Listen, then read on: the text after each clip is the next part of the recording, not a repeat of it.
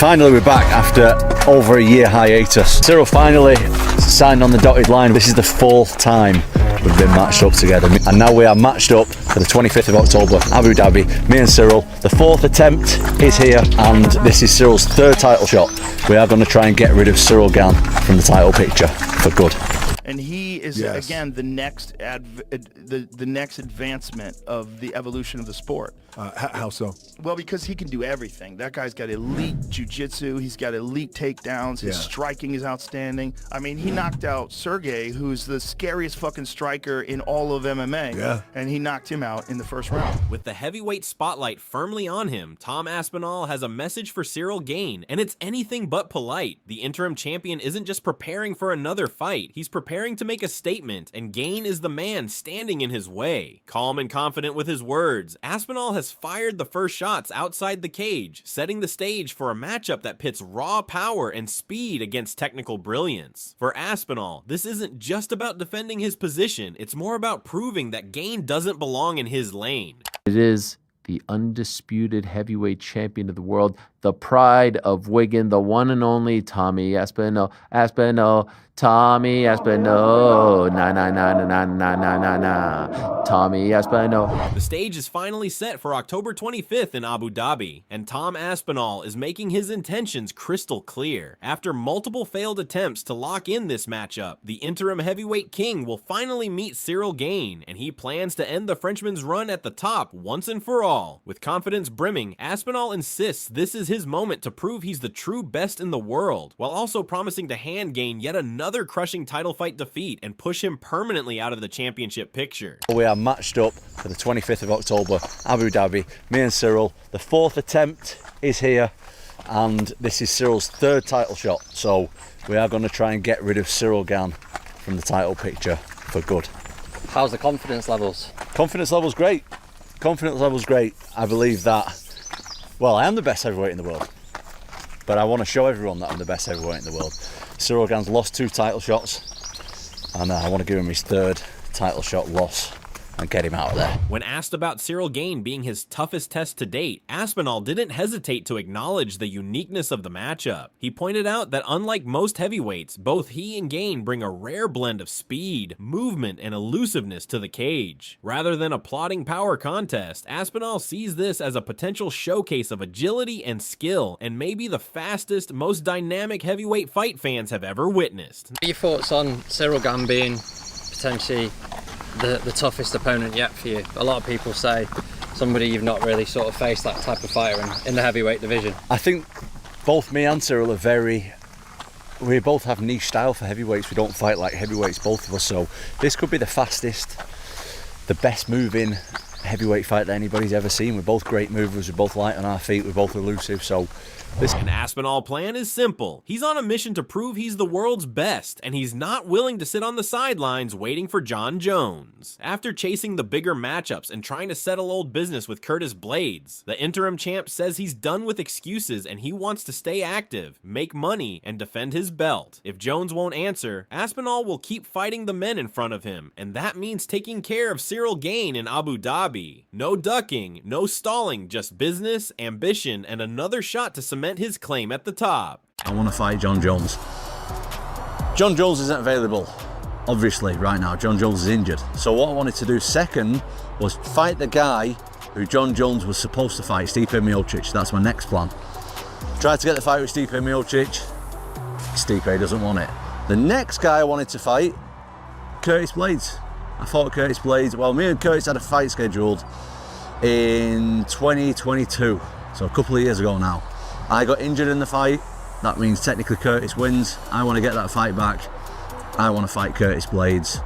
Unfortunately, the UFC and me were not on the same page with that. The UFC didn't want to make the fight. So the only option that I've got right now is to fight Ciryl Gane or to wait for Jon Jones. And I think it's been pretty obvious at this point that Jon Jones, the guy is doing anything he can to not fight me right now. So I don't want to wait any longer. You know, I'm fit, I'm ready to go. I want to make money. I want to defend my title. I want to stay active. I want to do it for the fans. I want to do it for myself. I want to stay motivated. I want to stay in the gym. I want to get improving. I want to do all the good stuff. So I'm a fighter, man, and I ain't ducking nobody. And if I have to fight Ciryl Gane, I'll go out there and take out Ciryl Gane. Aspinall didn't hold back when pointing out Gane's unusual path to the top. In just 5 fights, the Frenchman will now be stepping into his 3rd title shot, something Aspinall views as a fast-track opportunity rather than hard-earned dominance. He reminded fans that it's not just him calling out the pattern either. Even Curtis Blaydes has spoken up in interviews about Gane avoiding certain challenges, making this matchup feel like overdue accountability as much as a title fight. Ciryl has had, this will be his 3rd title shot in 5 fights. So he basically wins a fight, gets a title shot, wins a fight, gets a title shot. And it's not just me he's ducking. Curtis Blaydes has ducked him on multiple occasions as well.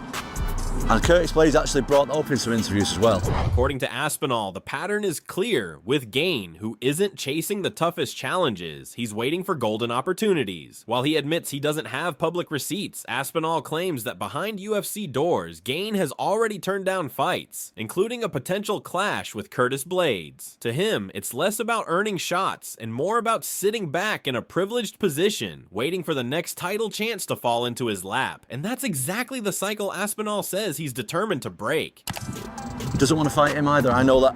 I don't have any receipts for that. I don't have any interviews or anything like that, but I know from in circles within the UFC he's turned that fight down as well. So I ain't the first guy that Ciryl Gane's ducking. The guy is waiting out for his title shots. Aspinall acknowledges that both he and Gane move with rare speed for heavyweights, but he believes the real difference lies in his grappling and fight-ending power. With a string of knockouts already on his record, he insists it only takes one clean shot to change everything. Even when pacing himself for a 5-round war, Aspinall says his natural power is an undeniable proof that in the heavyweight division, especially with him, one moment is all it takes. Ciryl tweeted that he thinks you should be careful what you wish for, and he'll see you in Paris. How do you think you match up against Ciryl? I better be careful, apparently. Yeah. I think I match up pretty well against him. I think I'm equally as fast as him. I move equally as well. The difference is I can grapple. I've got a lot of power. And I think that's pretty undeniable at this stage of my career. I've got a lot of knockouts on my record, mate. I have to touch you once, and I wasn't even throwing heavy tonight. I thought it was going to be a 5-rounder. I didn't mean to knock him out. I was pretty sure that that was going to be a 5-round fight tonight, and just takes one shot, mate, at heavyweight. And he is building lasting stamina to prove his point. What I'm doing here is basically, I'm choosing one combination. Doesn't really matter what the combination is. I try to do it more of a realistic combination, something that I would do in a fight. And I am throwing the combination as technically perfect as I can and as hard and fast as I can for 1 minute. So it's just all out for a minute, as hard as I can. And then I have a minute off. So that would be 1 round. A minute on, a minute off would be 1 round.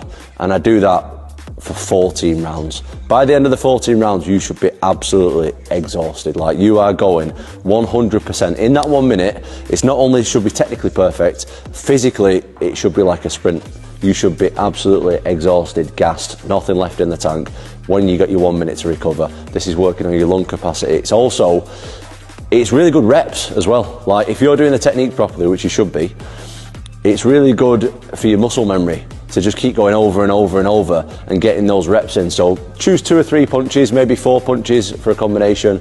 Just rep them out as fast and hard as you can for a minute, have a minute off, and then repeat that. You can do, infinite amount of rounds. I would probably start doing it at between 5 and 10 rounds as a beginner and build it up. As your fitness builds, build that up. And on a parallel, Gane was quick to acknowledge the challenge Aspinall brings, but he also made it clear that he sees himself as a different kind of test. Calm and composed, the Frenchman suggested that while Aspinall might already have an idea of what's coming, the real answers will only emerge once they're locked inside the cage. For Gane, it's not about talking, and it's about showing whether Aspinall can truly handle the deep waters he plans to drag him into. Why are you the guy that's going to be able to drag Tom Aspinall into deep waters? And more importantly, how do you think he's going to react once he gets there? I think Tom has the answer already. He knows I'm a little bit of a different fighter in the division, but I'm sure that Tom will be able to come up with an answer. if he's thrown to it. We'll just have to see when the fight happens. Experts are also giving their opinions, starting with Joe Rogan, who praised Tom Aspinall as the next step in the evolution of heavyweight MMA, calling him one of the most complete fighters the division has ever seen. He highlighted Aspinall's elite jiu-jitsu, dangerous takedowns, and crisp striking, pointing to his flawless first-round knockout of Sergey Pavlovich, the scariest puncher in the sport, and noting that he did it while carrying a back injury. What impresses Rogan most is Aspinall's speed. At over 260 pounds, he moves like a much lighter man, a quality drilled into him from an early age, and one that separates him from every other heavyweight. For Rogan, Aspinall isn't just dominant, instead he's still only scratching the surface of what he can become. Phenomenal. And he is, again, the next the next advancement of the evolution of the sport.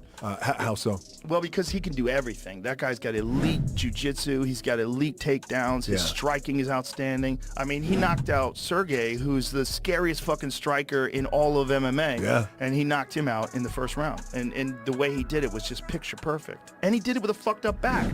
You watch Aspinall, like, I knew Aspinall was going to have a speed advantage because he's faster than any heavyweight. Yeah. And that's something that his coach drilled into him when he was young. Speed. Like, be fast. Like, you got to be fast. That's what's going to separate you from everybody else. Speed kills. Speed. And he's a giant dude, 260 plus pounds, but he moves like a fast young guy. Yeah. Like a light guy.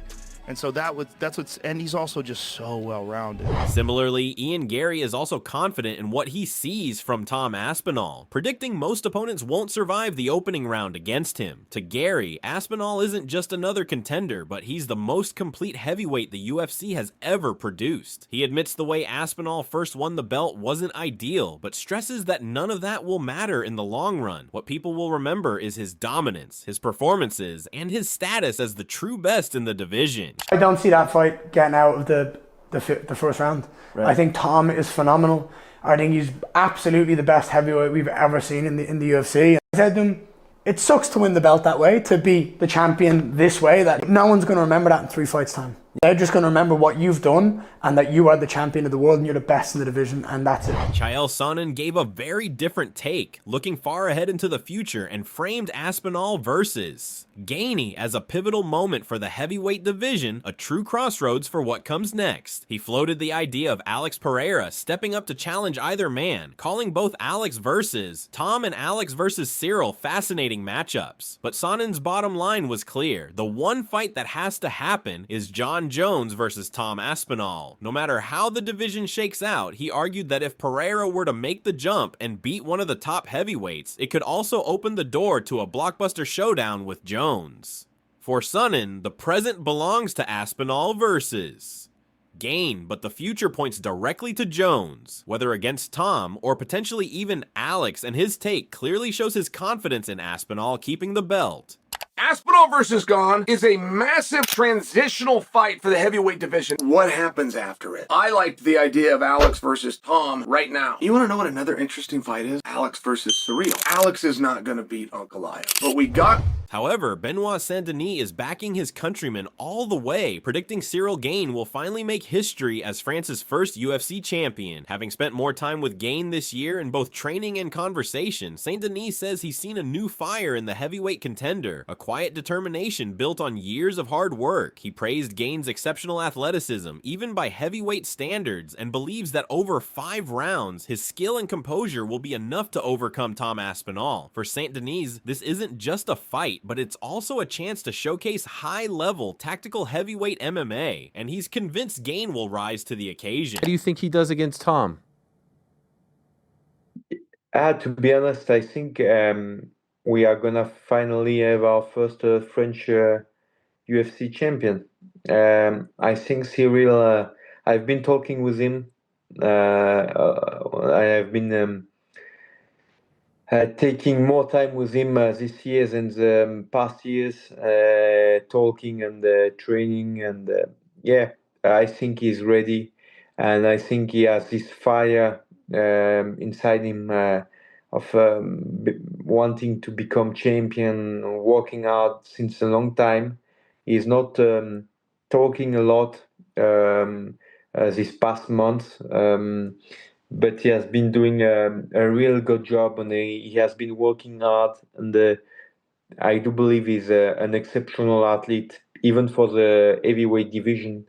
And on 5 rounds, I do believe he's gonna beat Tom Aspinall, and I cannot wait to see it, because of course it's gonna be tactical and very high level stuff, but I do believe Ciryl can do it, and he will. But not everyone sees it that way. Elijah Smith believes Aspinall's unique combination of speed, footwork, and grappling makes him nearly untouchable in the division. Despite carrying heavyweight size and knockout power, Smith argues that Aspinall moves more like a middleweight, fast, precise, and technically sharp. As of now, he struggles to see anyone who can truly challenge the Englishman, even if the sport always leaves room for surprises. In his eyes, Aspinall is simply operating on another level.